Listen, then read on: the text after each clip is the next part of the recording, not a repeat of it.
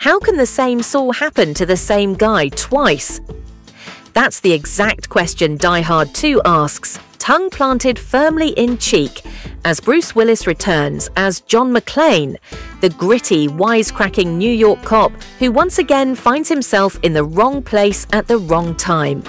This time, the chaos takes place not in a high-rise, but at Dulles International Airport in Washington, D.C. on a snowy Christmas Eve.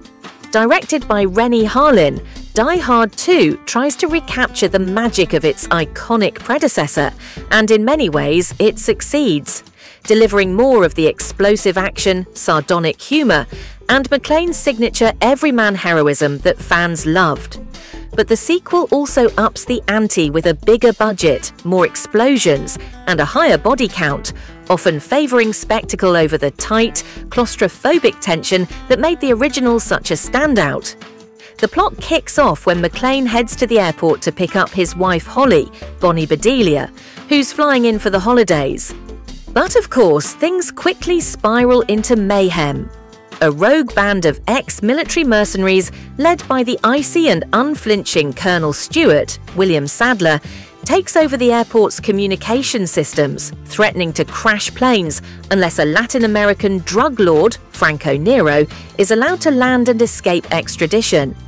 As air traffic control scrambles and incoming flights circle above with dwindling fuel, McClane takes it upon himself to stop the terrorists, armed with nothing but a badge, a gun, and a bottomless reserve of grit. What Die Hard 2 does well is stay true to the core formula that made the original work.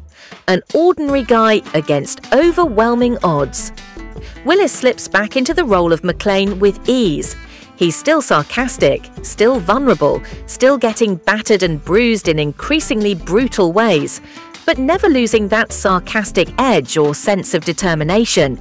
If anything, Die Hard 2 turns up the volume on his quips and confrontations, making for a fun, if slightly over-the-top, ride. William Sadler's Colonel Stewart is a competent but less charismatic villain than Alan Rickman's Hans Gruber. He's cold, ruthless, and efficient, but lacks the same charm or complexity.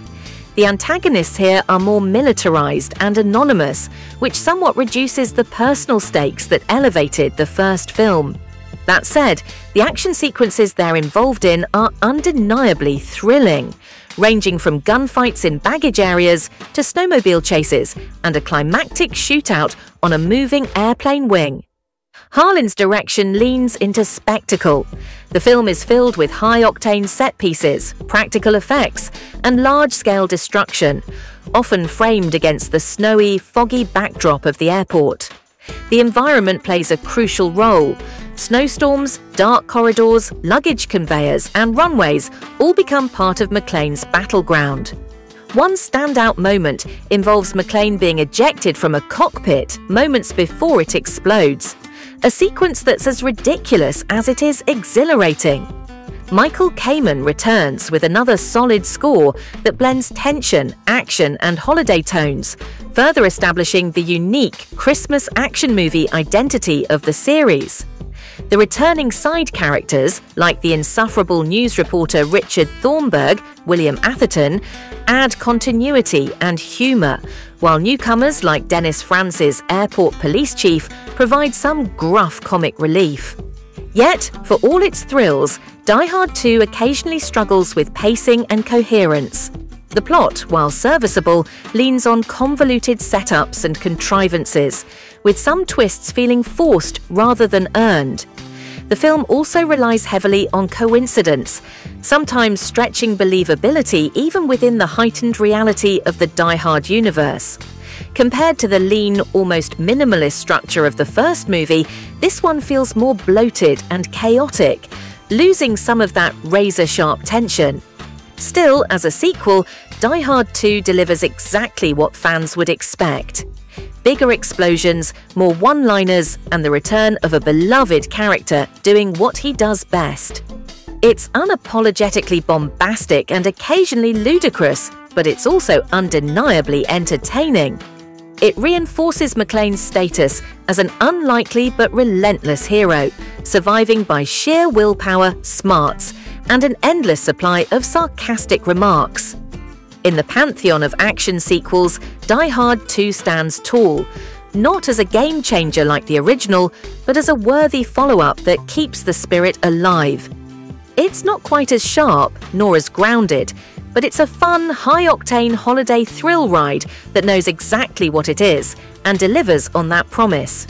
Verdict: Die Hard. 2 may not surpass the brilliance of the original, but it doesn't need to.